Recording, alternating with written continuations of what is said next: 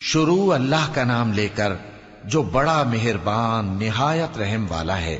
قاف، قرآن مجید کی قسم کہ تم پیغمبر ہو۔ اصل بات یہ ہے کہ ان لوگوں نے تعجب کیا کہ انہی میں سے ایک خبردار کرنے والا ان کے پاس آیا تو کافر کہنے لگے کہ یہ بات تو بڑی عجیب ہے، بھلا جب ہم مر گئے اور مٹی ہو گئے تو پھر زندہ ہوں گے؟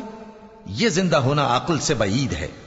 ان کے جسموں کو زمین جتنا کھا کھا کر کم کرتی جاتی ہے ہم کو معلوم ہے، اور ہمارے پاس تحریری یادداشت بھی ہے۔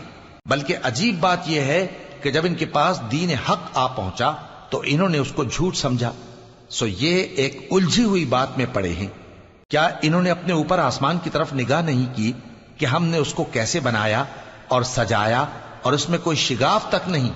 اور زمین کو دیکھو، اسے ہم نے پھیلایا اور اس میں پہاڑ رکھ دیے اور اس میں ہر طرح کی خوشنما چیزیں اگائیں تاکہ رجوع لانے والے بندے ہدایت اور نصیحت حاصل کریں۔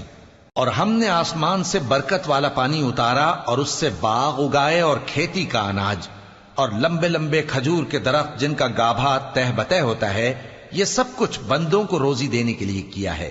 اور اس پانی سے ہم نے مردہ زمین کو زندہ کیا، بس اسی طرح قیامت کے روز نکل پڑنا ہے۔ ان سے پہلے نوح کی قوم اور کنویں والے اور سمود والے لوگ جھٹلا چکے ہیں، اور عاد اور فرعون اور لوط کے بھائی اور بن کے رہنے والے اور تبا کی قوم، غرض ہر ایک نے پیغمبروں کو جھٹلایا تو ہماری دھمکی بھی پوری ہو کر رہی۔ تو کیا ہم پہلی بار پیدا کر کے تھک گئے؟ نہیں، بلکہ یہ اثر نو پیدا کرنے کے بارے میں شک میں پڑے ہوئے ہیں۔ اور ہم ہی نے انسان کو پیدا کیا ہے، اور جو خیالات اس کے دل میں گزرتے ہیں ہم ان کو جانتے ہیں، اور ہم تو رگ جان سے بھی زیادہ اس کے قریب ہیں۔ جب وہ کوئی کام کرتا ہے تو دو لکھنے والے جو دائیں بائیں بیٹھے ہیں لکھ لیتے ہیں۔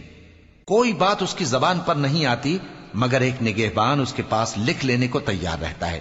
اور موت کی بے ہوشی حقیقت کھولنے کو طاری ہو گئی۔